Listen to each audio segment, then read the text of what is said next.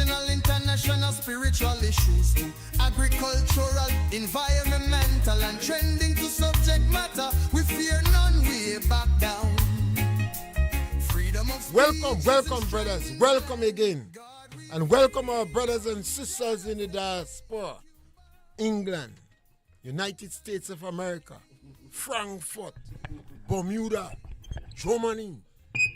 All over the world, we have Grenadians in China and Africa. We had individuals who went and studied in Russia. I don't know if they're dead or if they're in Ukraine fighting or whatever. But diaspora has been a word that we start to adopt. The Jews, perhaps, have made maximum use from it. Those from Latin America and China. But it really refers to the spread of people as people disperse from the homeland and they go to other countries. And today we are with us on Studio Galaxy 473. We are the Galaxy Equalizers. And we have with us today Dennis McIntosh, Daniel McIntosh, Fatman, a brother from Paraclete, the Holy Comforter, who I have stopped speak of him as if he's from the diaspora. Says that going on holiday, you come tell me about it. Dennis is here almost twice a year more. And today we're going to speak on a view from the diaspora. And we encourage people from the diaspora to chime in, make your contributions, and from time to time you can get in the discussion, because the diaspora is a part of this country. In fact, I believe our people love their country more when they go away. I don't know if it's because all of a sudden they realize everybody want to kill them away beside their own people. You go in some countries and there seems to be a closeness of people from different areas. And with us this morning is my brother Fatman. Good morning. Good morning to all the listeners on Studio Galaxy. I left Grenada, as a little boy several years ago, but I returned to Grenada on a regular basis. As Mr. Pears said, sometimes once, twice, even on a few occasions, 3 times a year. I live in England. I have, established myself there, but truly my heart is always with Grenada, and especially my local area, Paraclete, Moncton, Lafayette. These are the areas that I enjoy coming. There's times when I come, I go to St. George's and stay in a hotel, but I don't get the vibes that I do is when I'm local. Last night, for example, I was up in Carrière. They had a little Saraka up there. I went to La Poterie Saraka. These are the things that we strive for, because we don't have these things out in the diaspora. It's a term that's used, but it's not a term that I like. I am a Grenadian by birth, and I'm living abroad. Well, the diaspora really means people who have spread or been dispersed from their homeland. Sometimes you go willingly or people cause you to run. For instance, during the coup d'etat experiment in Grenada, over 3,000 to 4,000 people left Grenada in a short space of time. And some of them didn't go because they wanted to go, but they felt it necessary to avoid heavy manners. And you'll find a lot of Cubans leave Cuba because of political situation. Mm-hmm. The Jews was dispersed all over the world. So, yes, it's a term, whether you like it or not. But you could safely say, no, you're more going on holiday in England. Yes, so we will chat with our brother this morning and a view from the diaspora. You talk about River Sally, and I know you will go to Bathway and River. Mm-hmm. What was your views? And did you have to? No, you was not here for the River Sally Saraka. I was here for the River Sally, the River Sally Saraka. But what was your view on the Saraka? Well, it was very good in terms of the organization, and it seems to have proper sponsorship, etc. for my purpose, they had some entertainment, which in the past they didn't have. Their dancers on stage, which as a visitor, it makes it a little bit more entertaining. It's not just to go and, I didn't eat that much food. As a matter of fact, I didn't eat at all. But it was nice to see a little entertainment on the stage. I'm not too sure in terms of some of the sound systems. They need to sometimes tone down the volume because, you can't have a conversation. Yes, later on you had a dance and so on, and all those things was nice. But as a visitor visiting the island, I think with the advent of social media, I think we are bombarded with what's happening in Grenada, and there's a lot of bias. And a lot of people in the diaspora, they don't really and truly understand. They want to say things about what is happening in Grenada without actually knowing, because what I've seen now, and as I say it again, I actually can see there's going to be an early election called in Grenada, because we've been bombarded by all the caretakers, by the ministers. They're pushing out what they're doing, what they're not doing. They're pushing. And I could see that maybe it's a sign that there might be an early election in Grenada. A lot of people in the diaspora have a blinkered view because they take in what they see on social media and they think in their minds, well, everything is so fantastic in Grenada with the new administration and the transformation agenda. But when a person like me comes and is on the ground, I see a totally different thing. It's not all negatives. I go online and people will know me as Danny McIntosh online. Some other compatriots have blocked me because of my particular views. I am not party, I'm not affiliated to any party, right? But I have my particular views, and I have. It's a free democratic society, and I'm free to say it. However, when you go and you're against the administration, you're immediately attacked personally, and that is the annoying thing for me. You cannot have a sensible debate. I posted something online recently when I said, well, the positives and negatives of what I'm seeing happening in Grenada. And the positive for me is the solar street lighting, which I think is a good initiative. However, I've since learned that there are issues in regards to who's actually got the contracts to do the solar lighting. And, there's backhand deals going through. Families of certain persons are engaged in that project. So, sometimes things are happening. You got to look as to the reasons and why. Coming back to Bathway Beach, Mr. Pay, that is my beach for various reasons. It's in St. Patrick's. It's a place where I grew up, go to bathe, enjoy yourself. People come there. I went there the other day and I was absolutely disgusted. Absolutely disgusted. This is after the actual Bathway bank holiday. I went there for a swim. I couldn't even get into the water. The amount of debris from the sargassum that is on the actual shoreline, Mr. Pear, the amount of bamboo and other rubble. You're telling me when I drive through Paraclete or certain areas, I'm seeing young fellas 5, 6, 7 o'clock in the morning drinking rum. Are you telling me that you cannot get teams of these young guys or women to go to a place like Bathway Beach and not necessarily about community clearance, but pay them to go and clear the area, and at least so people can have access to the water? I remember the Prime Minister talking about putting a net to catch sargassum. Absolute rubbish. Pie in the sky. Yet you have people, sometimes we enable people by, yes, people clapping and cheering. The idea is absolutely ridiculous. When you're coming over Grenada, Mr. Pay, in the aircraft, and you look down, the amount of sargassum sea. A woman remarked on my flight. She said, "Oh, is that an oil spill?" I said, "No, it's not an oil spill. It's sargassum seaweed coming from the airport, driving up through Soubise and Marquis. I had to duck down even days after I could feel the stench in my throat. I saw the other day they had a few guys trying to clear a place in Soubise near the old hotspot. Too little, too late. By the time you let it gather up like that, it's then congeals and it's harder to move. So as soon as it's coming in, if you have crews are readily available, whether it's community-based or it's thing, how could they have seafood Saturdays? I can't go in seafood Saturday and sit down and enjoy to eat in that area with that stench. Get a nice, a strong, objectionable, and offensive odor. It stink.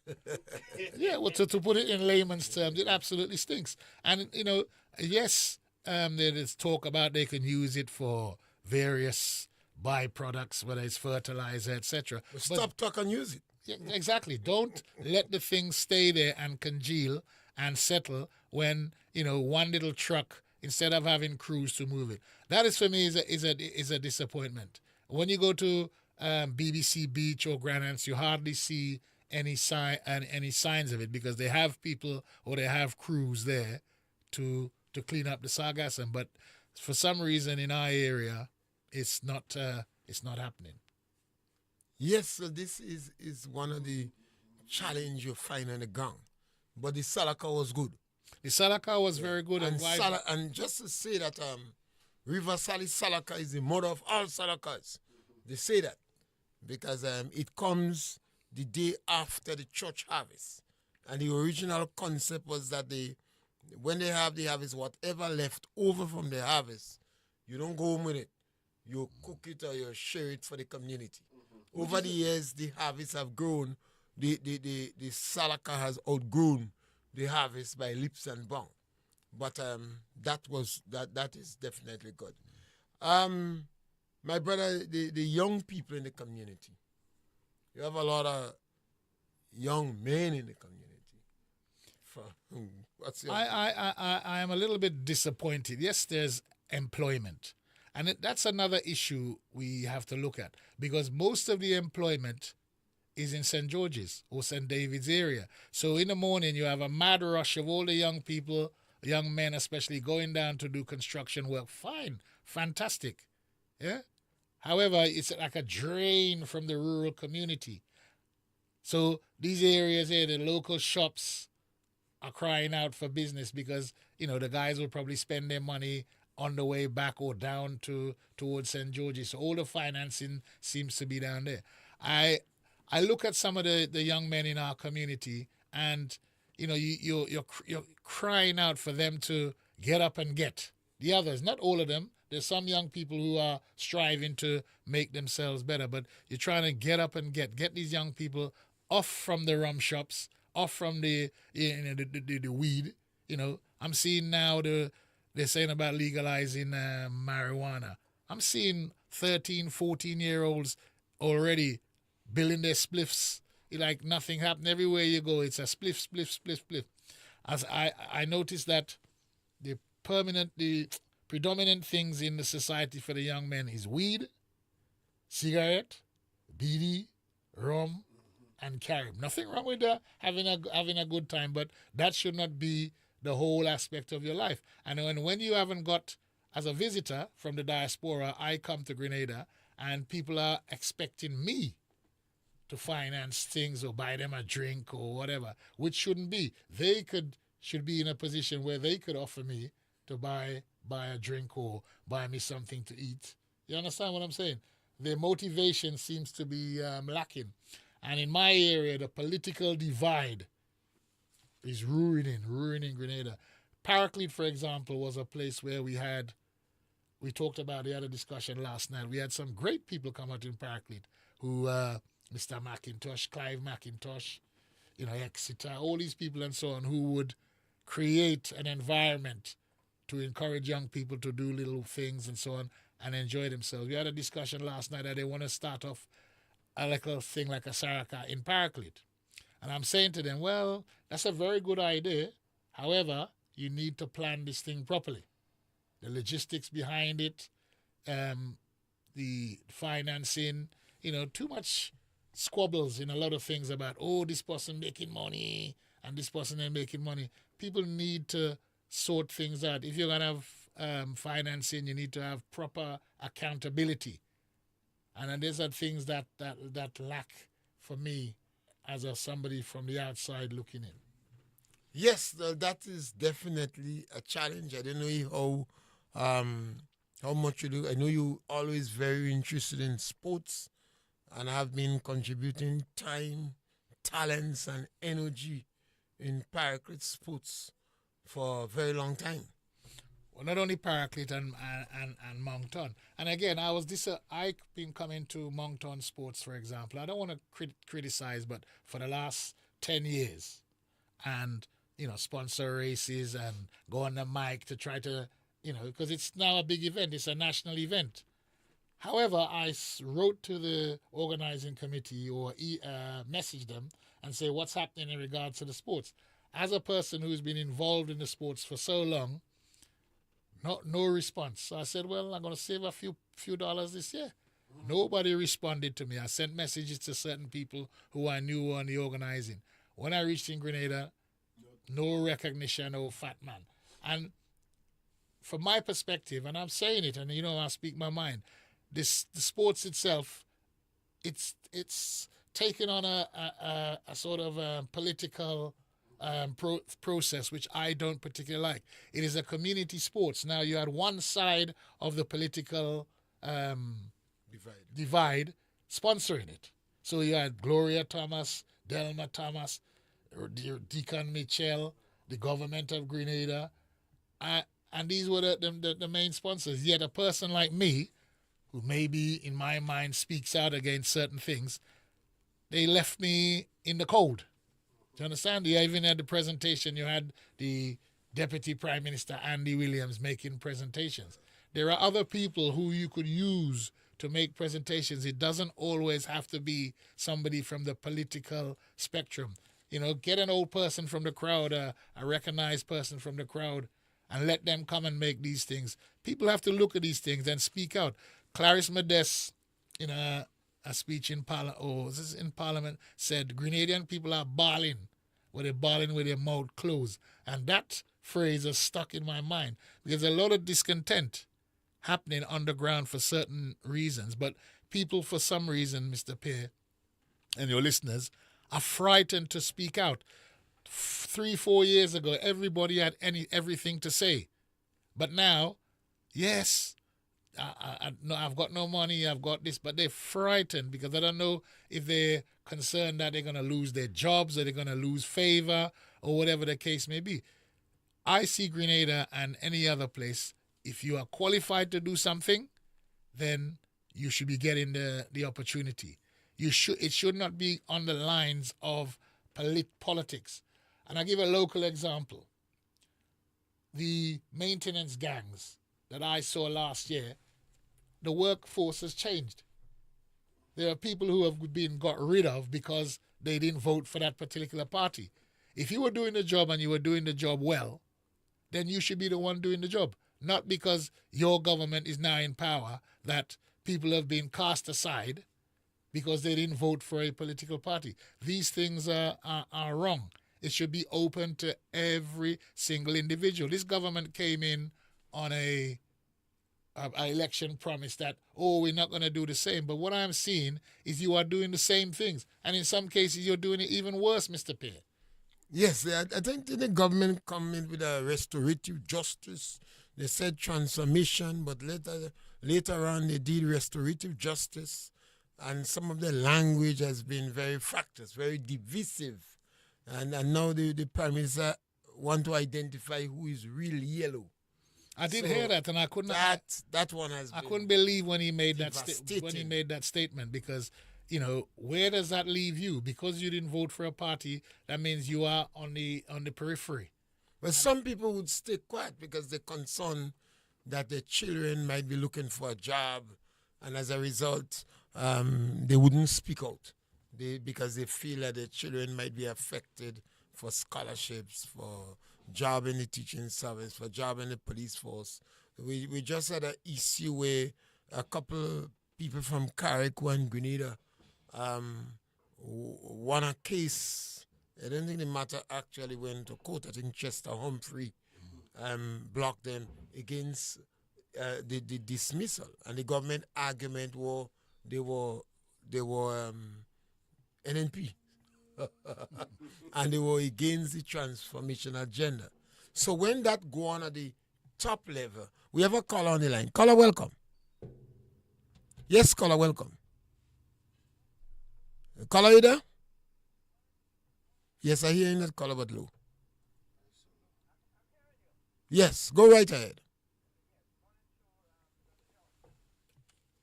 a bit low.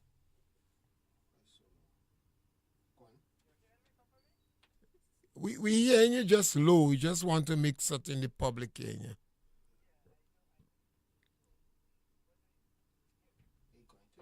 you. Hmm?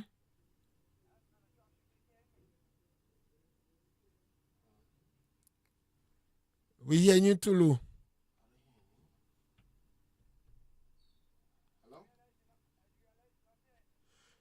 Call us back again.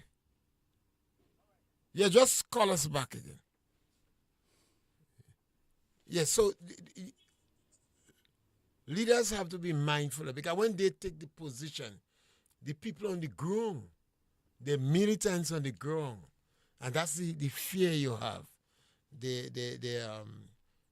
How they internalize it. One guy said, let them stop. As I said to people, I am not affiliated to any political party or political organization. My views is my views. If somebody does something well, I will praise them. All right?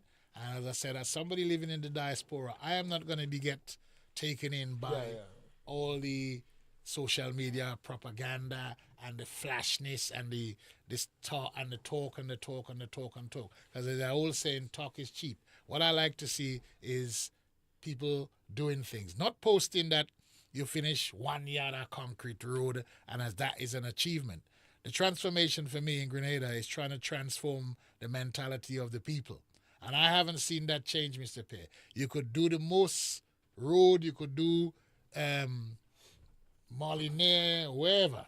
That's to me is not necessarily about transformation. For me, it's transforming the mindset of the people. And as I said, coming back to Grenada for 40 years, I haven't seen in a lot of people that transformation has changed. I walk down the street and somebody will come and first thing they will is ask, beg me for a money or whatever, fat man, this, that, and the other, you don't have a change on you and so on. That has not changed. And that is where it needs to be changed.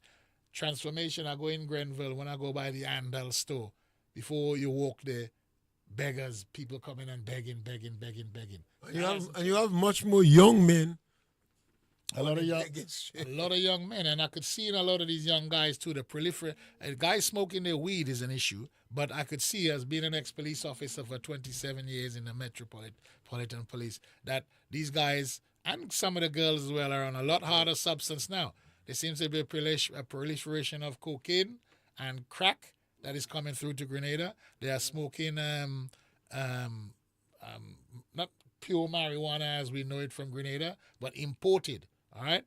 So there's a lot of issues, social issues that needs to be looked into and addressed, and trying to change people's mindset. Not every 5 years you have a big rally, and then these are the things that I as somebody from overseas or from the diaspora, the word I don't like, looks at. And I said, with the administration, there's continuity, a continuum, and they're doing, and projects and so on are happening over the island. And I'm not going to say, they're not doing anything. The point that I always raise, though, is don't take praise for the finished article. Always mention, like we talk about, those who came before. So if you've completed a project, say, I'd like to thank Mr. Cox or Miss so on for their contribution into, but don't take all the praise for yourself. And you have like people like SEALs, everything that is said, they're clapping in the background.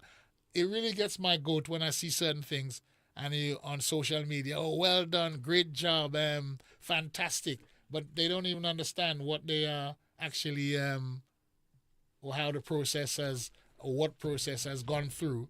But they're clapping, well done, great job, because you've, especially the one from, what's his name, Ron Redhead. Mm-hmm. Every little piece of concrete he does, he posts it on social media. Even though I was watching Gloria Thomas doing a video on social media, and she was talking about and it was a very nice little video about the WASH program in Lakabeke. However, the fixing of bathroom and toilets is nothing new. So it's not something so fantastic. Thank the government for giving me a bathroom and toilet. and they're utilizing social media. I think the opposition has to start being, if they want to come back in power, go on the offensive, not talking about what they have done in the past, but talking about what they're going to do in the future. It's all right harking back about, oh, well, we did Imani, we did this program, we did that program. Talk about where you are going and how and steps you're going to make to improve the lot of, not the minority in Grenada, but the majority. You'll always have rich and poor. You know, you can't get away from that. You'll always have the haves and the have-nots. But to try to raise people's standards, it has to be across the political divide.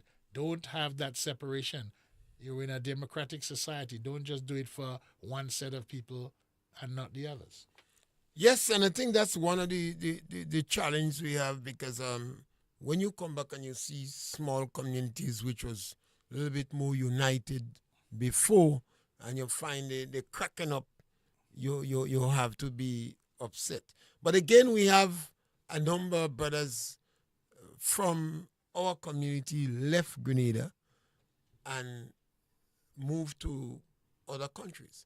And in addition, because of the government policy that seems to be too hostile against people who are not very supportive of them, you could have more migration. What kind of response you have, or in your discussion with people about migrating illegally, particularly at this time? There's a lot of, well, I wouldn't go to America, because I might go to America and get sent back straight away. But I've discussed on previous programs. Yeah. I, for one, was very against people being rushing up to the UK, especially young women, to come up on this bogus babysitting sort of program which some people were involved in. As I said, if you go to the big world and work, you need to have a visa. So anything about, get police record and all this thing, it's a con, right? And then when you reach in England, especially they go up them ladies and so on, England and the big world is not as easy as what a lot of people think. If you don't go by a family and friend who will look after you, especially give you accommodation, it could be a hard time. England is not like here, where you could walk the road. If you're hungry, you might get a mango, fall down on the ground and suck it. Everything you have to pay for. Yeah. No, go ahead. Yeah. Everything you have to pay for. So don't just think because a man come on holiday and he have a few pounds in his pocket and he convert it 340 that, he's a rich person. A lot of people don't understand the strife and strain that you have to go through in order to earn money in these big countries. When snow is 3-4 feet on the ground and you're trembling like a leaf, and you come down on a holiday, last thing you want is people coming and assuming, and that's the thing, they make the assumption, that you have money. They don't understand, you have to get up at 3, 4, 5 o'clock in the morning to go and earn a living in these cold conditions. So people have to be a little bit more understanding.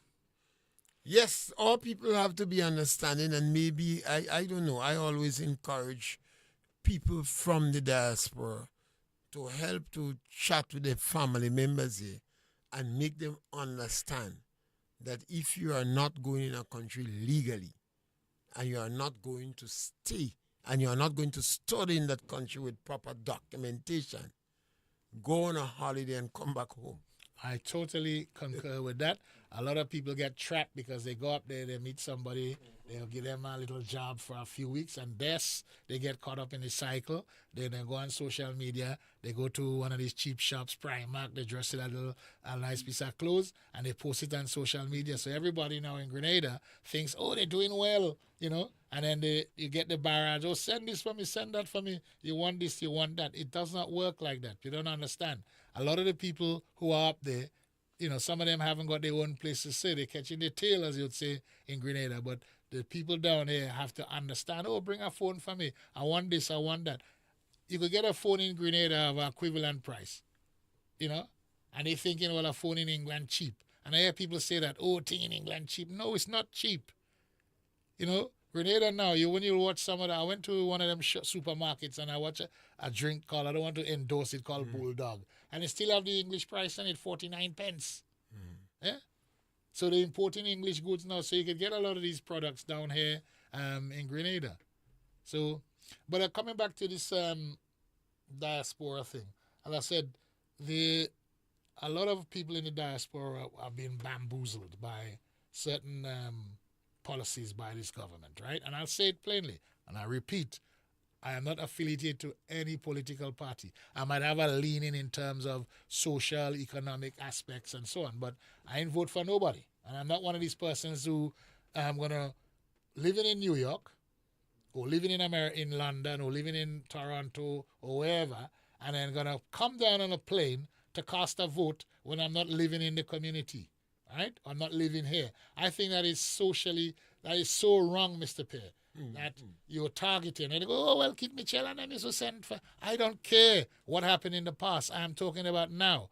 These things have to change. They're targeting people to manipulate, right? And there's some keyboard warriors. And sometimes I have to challenge you. I don't want to be a keyboard warrior, but sometimes I need to challenge what I see. There's some people sitting in New York, and every single thing the administration does, they have to applaud or make a comment, but they're not looking into it. I tell people, if you want information, go into Google and find out things. I had a discussion about the same oil and gas, right? And I've tried to explain to people, it's oil and gas. Since I work with a fella who was in the Gary administration, and he used to drive around the geologists from since Gary time, and they discovered that outside of Grenada, there are pockets of oil and gas. And you're trying to get this message, because Kit Mitchell went on the podium and said, yes, we have oil and gas. Oh, where's the oil and gas? Where is that, blah, blah, blah. It's there, people. The fact is, it's getting it out of the ground safely, and that's what they couldn't do at the time. And people don't listen. They just want to open their mouths and blah, blah, blah, blah, because they have a particular political affiliation. Now this government is in power. The first thing they're looking at now is trying to see about this oil and gas. But there are lots of other issues. You have Kickham Jimmy for one. You don't want to go digging oil wells to go and upset Kickham Jimmy. You have to look at the maritime situation. You have to look at the pollution situation. All those things have to be looked into before you could exploit or get the oil or gas out of the ground. And as a company who wants to invest in oil and gas, I'm not going to go and spend my money when the return might be limited. But oil and gas is there, people. Let's get this clear. The shores of the maritime boundaries of Grenada, Venezuela, Guyana, Trinidad and Tobago is abundant with pockets of oil and gas. So, let's stop this foolishness about where the oil and gas and this, that, and the other. These things really annoy me. And as I said, when you try to re-educate people, they want to come personal and say, oh, well, use INNP and blah, blah, blah, blah, blah.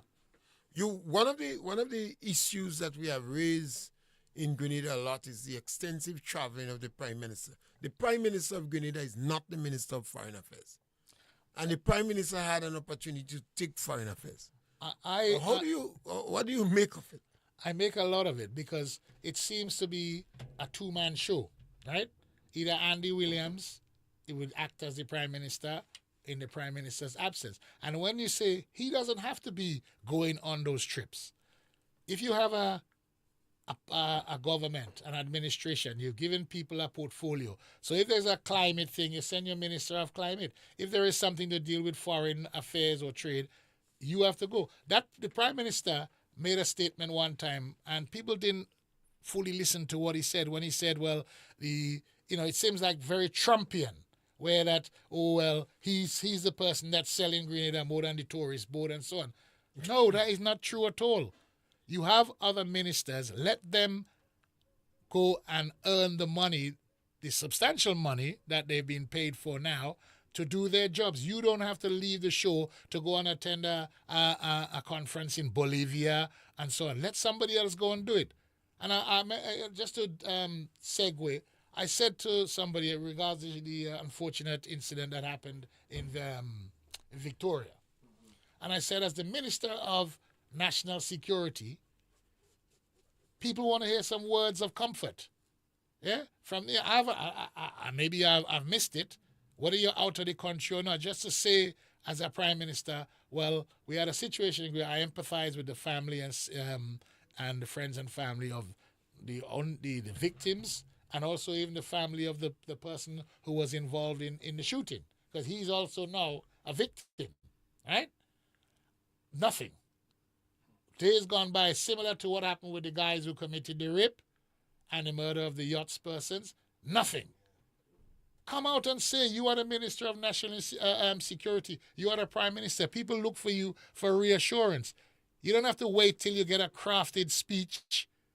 Nowadays with social media and the internet, you don't have to be in Grenada to give some people words of comfort, because people look to you. You are the leader, so people want some words of comfort. What I would say, though, and I discussed that last night, some people who go into politics, they are not people persons. They don't have that, I will use the word, that dynamism that draws that somebody say, oh, I like that person because they are a people person. A lot of them are like robots. You know, they do things and you could see it's not something that's genuine. And that is something I look at. It's not genuine. You could have the most talk in the world and the most brilliant displays and IT shows and blah, blah, blah. But are you really a people person? Somebody that empathizes, somebody that, you know, you feel you could go to. I've seen the Prime Minister doing certain things, and it's, I might be wrong, it just does not seem genuine. You're doing it, and if you're doing these things, why is there always a need that you have this camera crew following you? So you could put on social media, oh, I go into an old person's house and I'm leading them into a house. It is so contrived, and a lot of people cannot see that. And as Clarice Moore say, people bawling with their mouth closed. One of the things that I am, you know, disturbed to is the Prime Minister have his cameraman. Every country he goes, his cameraman goes with him. But he also brought the cameraman. We have a call on the line. The cameraman also taking pictures in Parliament. In Parliament, everything is televised. In addition to that, you have the Hansard, so it is recorded. You could go back in the records and maybe find out what went on in the days of Eric Gary if the revolution didn't destroy the Hansard. I don't believe they did. So why is it necessary for the Prime Minister to have his cameraman in Parliament? I saw that particular it baffles me. That particular episode regarding Kate, and the people, oh, she there shopping online and blah blah. Nowadays, right? Whether you're shopping online, nowadays everybody has their mobile phone. Your mobile phone is like your laptop. You don't have to bring a big old laptop in. So you could be doing your research. You could have your notes. You could have your speech on. Nobody knows if she was shopping online, it might have been for a constituent, right? And debates in Parliament, you don't have to sit down there with your eyes open and listening to every single word of thing, because it may not be an issue that pertains to you. So they made a big fuss about it, but it's a matter of privacy. For me, it's privacy, right? And security, because what happens if she had not been looking at Sheen and there was some pertinent other information that she had on her phone? It appears, based upon the information we're hearing, it appears they've been spying on the phones a long time. Mm-hmm. It just happened that this one leaked out. But why is it necessary for the Prime Minister? This one baffles, to walk around town with a cameraman all the time. And he's traveling, bill has gone way behind. Sometimes you want to know what the people in the diaspora, what is their views on it? Well, from people I talk to, and I have my debates with pros and cons or whatever. And then from my perspective is, you are trying to sell yourself. You're not trying to, you want to be a president, if you understand. You're looking at that kind of model where I am the man. So I need to showcase every single thing I do, because, as I said, it's becoming like a two-man party, right? The only ones who seem to be in the forefront is the Prime Minister and Andy Williams, and everybody else is in the background. So he has to sell himself. He's quite right. He's the selling party, or he's the person that sells the party. Because to be quite frank, some of the other ones there, they're absolutely useless. When I see the one with the tie over his shoulder talking, right, that really gets my goat up. If that's his style, fine. But I can't, number one, yes, we want to retain our Grenadian dialect. There's no need to shout.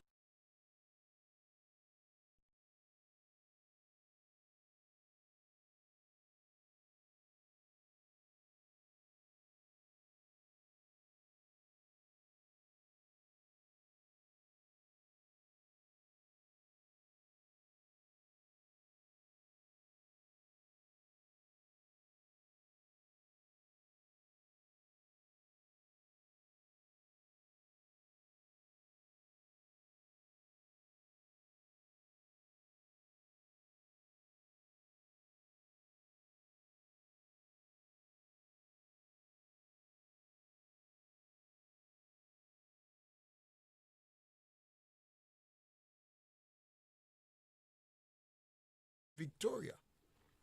And no statement on it. But I don't think I don't know if the Prime Minister addressed the country from the beginning of the year. I can't remember. I don't know if he addressed the country for Christmas. And I don't know if he addressed the country for the beginning of the year. Because a lot of it's been done on social media. That is where they are gaining their strength, is on social media. So that is really disturbing. But again, some of the language that is so common, almost 7 members of the government been using language like classless, commoners, beggy, greedy and needy, and some of the more militant supporters that tend to want to intimidate you or bully you on internet, dumb, stupid, traitors. What you make of that? Because in this day and age, for individuals to be using this kind of language, it reminds you of maybe in the 60s or 70s. Yes, caller, you can give us a call back now, please. We think we have it right now. Yes, the language that's used by the government. I'm a sort of person, and I speak personally for myself. I'm a person. In fact, I could be a firebrand and say various things, but you have to pick and choose your moments. And when you addressing certain situations, you have to be a little bit more professional. You cannot single out people in a derogatory or a negative manner when you are at that level. The only person who seems to get away with it is Donald Trump. He could mock people, he could say anything that he wants, and he seems to get away with it. Let's not mimic Donald Trump. We live in a society where somebody uses an expletive on the street and they will get arrested in Grenada because your police hear you and you say an expletive. So why is the rule different for, say, a politician? If you're in the, as you say, in Parliament, you could get away with parliamentary privilege. Yeah? And you could say certain things, but I don't think it should be derogatory towards individuals. Yeah? I'll give another a little thing again in the diaspora. Now, I think maybe it's because, political affiliations or whatever. I actually offered my services. I'm fully trained in martial arts. I am an instructor in physical restraint and so on. And I offered my services to the RGPF as I was down here. Now, have I received a telephone call or a message? When I see clearly that there are a lot of young officers in the force now, in the last set of recruits, who need training in various areas. And here I am, a Grenadian man, fully qualified, fully trained, certificates to match, and I offer your services and you haven't bothered to get back to me. I actually saw the assistant commissioner in Isaraka. And I swapped it, gave him my number and I said, this is what he said, fantastic, yes, I'll get back to you. I'm going back on Tuesday. It's a bit late now, isn't it? Yeah? One of the challenges I've always said, because I don't like aggressive governments, because when the government itself is aggressive, it lends itself to the rippling effect on the ground that its supporters get more aggressive. When the government cool them down and see all of us is one, we got to work together, things like it's a bit better. But we saw a couple of incidents. Let's go back to Victoria. Victoria incident, we had the incident with the shooting of the individuals, but there was several stabbing incidents and stone pelting incidents. A sense of aggressiveness. We had the Prime Minister himself, as we said, using language that was unacceptable in crowd. We had another minister saying he cussed the police.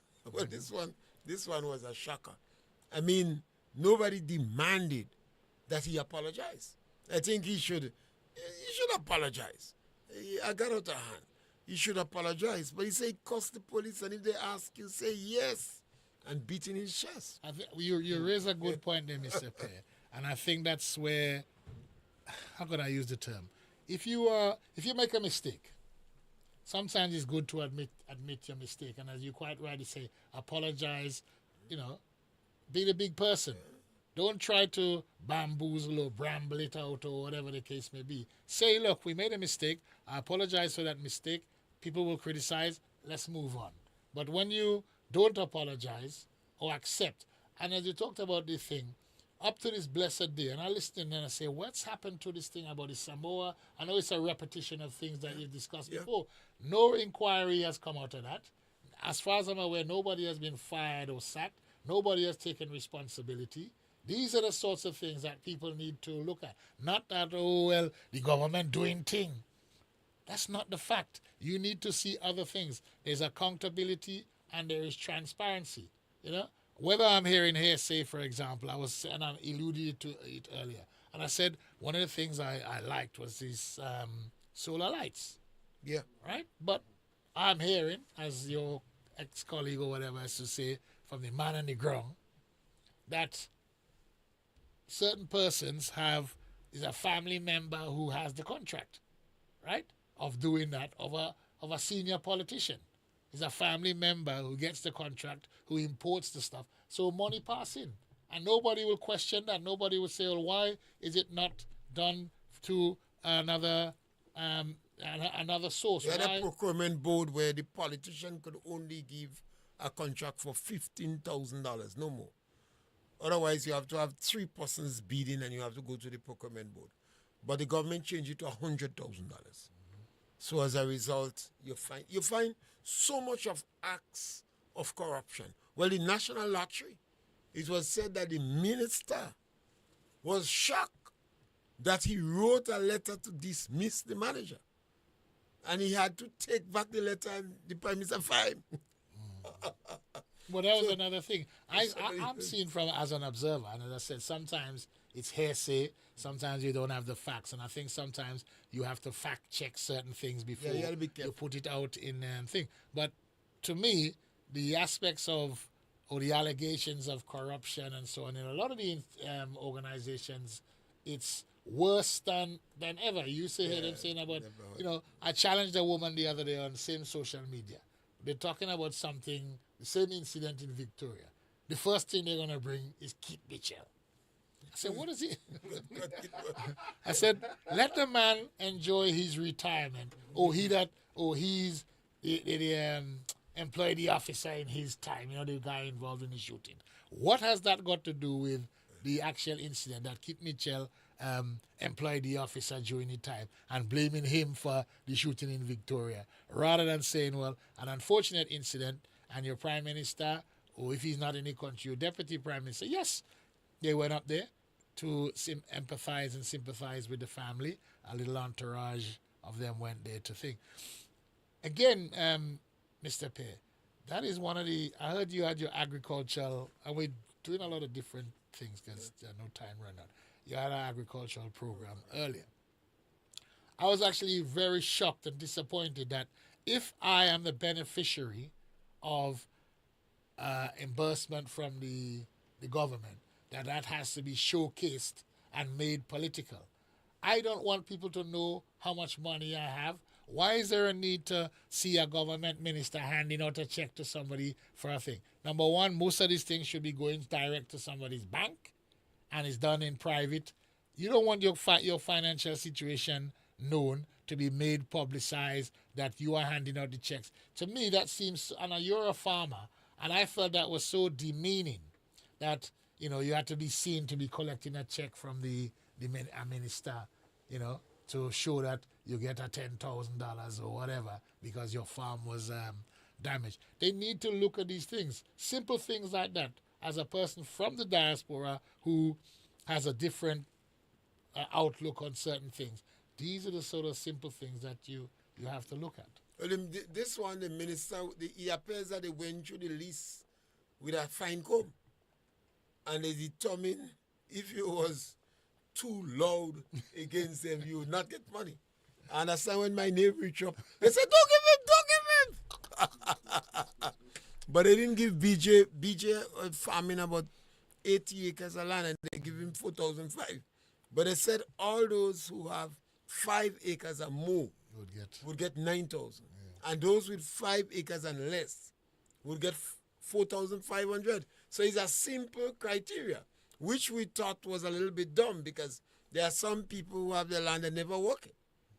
And they didn't have it. So they still collect the money. Yeah. And then they say it was income support. So, okay, you give everybody income support. And then they decided that a guy came to me and he had 30 acres of land and he didn't get money. And he said, look at what happened. And I said, well, I never know you to be in politics. He said, your wife. He said, your wife believes she's green more than Ghana. He said he doesn't open me mouth about politics. He said he doesn't even go on board. But his wife is Lord, so they don't give him. And a number of other farmers. I mean, it saddened my heart when I saw the amount of individuals who claimed they did not get. Well, one individual, he is a NNP, but his wife is a NDC. The wife get what he say he give his wife a piece of land so she doesn't farm by herself. He have much more land. No, but we laugh. We laugh about these things, but these are serious issues. Right? Yeah, and I keep saying again, this thing needs to stop. And I really and truly said or thought when this particular administration that a lot of these things would be the things of the past where, because you're NNP or NDC or GOLP or whatever, that you counting favorism. Every individual should have access to whatever the government is giving out, whether it's work, whether it's reimbursements for damage to crops for farmers, without this rigmarole and so on. Another thing that I thought would have changed in Grenada is this bureaucracy. The bureaucracy is, from the past. I thought with this younger generation, etc., of politicians, that they would look into making things a lot more simplified in certain ways. Now, I have a friend. He wanted to start a business in Grenada, right? Now, there are certain persons who doing all sorts of different modes of transport, etc., and they don't seem to have the same problems as what my friend encountered. He looked for a concession because he wanted to start a business. Government said, you can get a concession. When he went to customs, they said, in order to, which is totally wrong, in order to get a concession, if you show some sort of favor towards the government, bank charges. You go get a concession. Let's call it bank charges. Absolutely ridiculous. Absolutely disgusting. Why should you get a concession as a person trying to start a business where you could be employing people and be told, well, if you show favor towards the government, then you will get a concession. And then when you talk about these things, you have certain people, again, especially in New York, who always, when they come to Grenada, they make no contribution, but they're clapping their hands. And what gets me my goat up, a lot of these people who are the keyboard warriors and so on in England and America, they actually gained their education. They actually gained from the previous administration, right? And they have had the opportunity to travel. And now the same administration who helped them with their degrees, with sending them to X, Y, and Z, they turn against, and they're the ones who are the most vociferous against the previous administration. And everything like this government does, like seals, they clap in. I've been in Grenada for 3 weeks, and I'm not saying that things are not being done. However, Mr. Pei and Igwe, when you start something, finish it. right? You know, what I've noticed, in order to try to please the population in different areas, they start in one thing and then not completing it. You have some major projects, right? Finish it first, let it be done, and then you move on. The airport expansion, that hasn't finished. They had big thing about, oh, we having what do you call it? The walkways, skyline walkways, where you could walk direct from the plane into the terminal. I still had to walk down step when I reached down. And they had a big thing about it and thing. Finish the project first, and then you move on to the next. Molyneux Road hasn't been finished. It hasn't been resurfaced. It's open and fine. Finish the project first. The Cliff Road or whatever. Finish it first. A lot of these things need to be finished rather than run Reddit and them showing a little drain they do in Vendome or whatever the case may be and publishing that. The major projects, finish it. Don't try to appease the population. Say, yeah, but they're doing thing in St. Patrick's. They're doing thing in St. John's. Finish the major projects and then you move on. You understand? Just a couple of weeks ago, we were on the issue of the farmers in Maribor. They cut off their water. And they said, I saw that interview. They say a big stone falling into. No, but I saw a piece on GB, one of them stations, and they were saying, oh, it was only one man. The Minister of Agriculture said one man. And then about 10 other people come out and say, well, no, it's not only one man that complains. There's a lot of us that complain in regards to this water. Again, with this Maribor water thing. Last year I was here, and they cut the road up in Maribor. Remember, in Maribor, it's still a functioning hospital, right? They cut that roadway to lady pipes. They said, from my perspective, well, they had to pressurize the pipe. You're going to tell me it takes a year to fix back the road? Yeah. I come and grade on my old piece of bang, I had to change tire twice. You go, when you're going up from Moya and them kind of area there, where they cut the pipe there. I see they did a little better now. They clamped the thing it down. But the vehicles coming down, they ain't giving you right away. You have to go in the old road, and when you come out your tire, the edge of your tire, catching the ridge, and bam. Finish what you start. And some of us glad for the rain because the dust. Yeah. The dust is a nightmare for business. Yeah. Yes, well, we encourage you again to share our program, like our program. We're some chit-chat today with our brother from the Diaspora. And we encourage people in the Diaspora. You are very important and invaluable to our economy. And we expect you to make contribution. We want you to make contribution. And I always have great love for our brothers who have been dispersed in other parts of the country. Thank you again, brother. We want you to share our program and subscribe to Studio Galaxy. Thank you very much. Thank you. Democracy in Spice Isles is alive and well. Ask you questions, sing and beat you drum. Make you suggestions, encourage them on to walk the straight and narrow in the land. Politics, religion, and comic issue. Regional, international, spiritual issues too. Agricultural, environmental, and trending to subject matter. We fear none, we back down. Freedom of speech is enshrined in the land. God, we